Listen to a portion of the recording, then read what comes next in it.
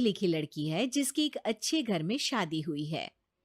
प्रीति का पति राहुल एक मल्टीनेशनल कंपनी का मैनेजर है, जो आधे महीने विदेश में ही रहता और छोड़ जाता है अपने मम्मी पापा को प्रीति के भरोसे, जिससे इस देश को सुधारने की चुल ने परेशान कर रखा है। मम्मी पापा, कल एक डॉग वैक्सीनेशन का शिविर है, तो मैं वहीं पूरा दिन रहूंगी। आप मेरे लिए खाना मत बनवाना। अरे बेटा प्रीति, वो बाई तो काम छोड़कर परसों ही जा चुकी। एक नई बाई देखनी पड़ेगी। माँ, आप तो जानती ही हो ना कि मैं कितना बिजी रहती हूँ। अगर कल मैं नहीं गई तो कुत्ते एडॉप्ट ही नहीं हो पाएंगे। देखिए, हम इंसान तो बोलकर अपनी तकलीफों को बता सकते हैं, लेकिन वो बेचारे, उन्हें हमारी ज्यादा जरूरत है मम्मी। अरे बोल के भी हम क्या हासिल कर पा रहे हैं। अब ठीक है बेटा, तू जा, मैं खाना बना लूंगी। ऐसा पहली बार नहीं हो रहा था। देश भर में जितने एनजीओज हैं, चाहे वो स्टूडेंट्स के अधिकार के लिए हो या गरीबों में खाना बांटने का काम हो, प्रीति सबसे जुड़ी हुई थी। रोज कहीं बाहर ही रहती थी, एक शिविर में नहीं तो दूसरे में, और छोड़ जाती थी अपने सास ससुर को उनके खुद के भरोसे। और जब कोई उसे कहे, अरे प्रीति, कभी तेरी सास का हाथ भी बटा दिया कर, तो उसका एक ही जवाब रहता था, देखो, हम लोगों को तो सब कुछ घर बैठे मिल जाता है। अगर आज मैं इस शिविर में नहीं गई तो पता नहीं कितने लोग सड़क पर आ जाएंगे। प्रीति को समझाना संभव ही नहीं था, और ये बात उसके सास ससुर भी मान चुके थे। इसलिए सुबह सुबह सास ही किचन में खाना बनाने जाती है और देखती है कि घर में सब्जियां खत्म है। अरे प्रीति बेटा, सुन तो जरा। क्या हुआ मम्मी? मुझे बहुत लेट हो रहा है, और आप तो जानते हो ना कि अगर मैं इस शिविर में नहीं गई तो। हाँ हाँ, कुत्ते एडॉप्ट ही नहीं हो पाएंगे, सब जानती हूँ। अरे पर घर में सब्जियां खत्म हो गई है। अरे जब तू वापस लौटे ना तब लेकर आना, ठीक है बेटा। ठीक है मम्मी, चलिए मैं चलती हूँ। और हर बार की तरह प्रीति अपनी पार्टीज और आफ्टर पार्टीज में इतनी बिजी रह गई कि सामान लाना ही भूल गई।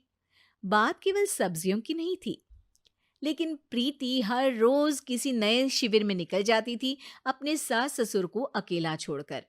एक हफ्ते बाद प्रीति के ससुर जी के हाथ में दर्द होने लगा। अरे बेटा प्रीति, पापा जी के हाथ में बहुत दर्द हो रहा है। आज इनको डॉक्टर के पास लेकर जाना पड़ेगा। "अम, ठीक है माँ, आप हो आओ, मैं बाहर ही खा लूंगी। अरे बेटा, मैं कैसे ले जाऊं? ये काम तो हमेशा राहुल ही करता था, और मुझे तो डर है कि कुछ ज्यादा बड़ी बीमारी ना हो जाए। उफ़ो! आज मुझे मेडिकल शिविर में जाना है। बेचारे बड़े बुजुर्ग जिनके अपने फैमिली वाले उनका ध्यान नहीं रखते, उनका पूरा मेडिकल चेकअप होगा।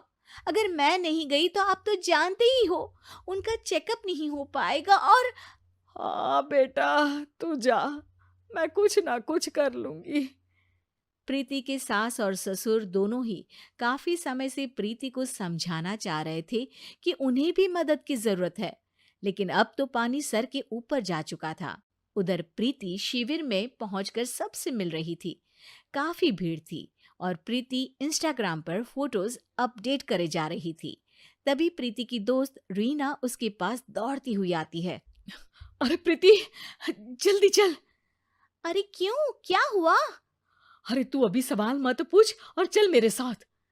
प्रीति रीना के साथ जाती है तो देखती है कि गरीब बुजुर्गों की लाइन में प्रीति के सास ससुर भी खड़े हैं।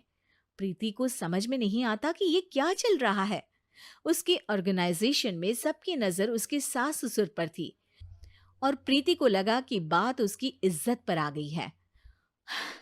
माँ, पापा जी, आप दोनों यहाँ क्या कर रहे हैं? आप तो जानते हो कि ये शिविर गरीबों की मदद करने के लिए बनी है, और आप इसका मजाक उड़ा रहे हैं इस तरह से लाइन में खड़े होकर।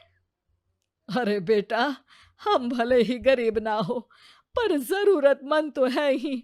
हमारा भी कोई ध्यान रखने वाला नहीं है। मेरे पति के हाथ में दर्द है।